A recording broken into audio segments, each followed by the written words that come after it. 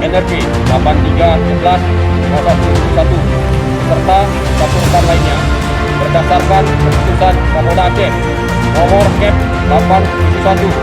Romawi 12 2021 tanggal 24 Desember 2021 telah menaikkan pangkat tingkat tertinggi dari Ibda menjadi Ibtu terhitung mulai tanggal 1 Januari 2022 dengan tanda pangkat baru telah terpasang laporan nilai. Setiap personil yang mendapat kenaikan pangkat harus menyadari bahwa hal ini merupakan anugerah dari Allah Subhanahu wa Ta'ala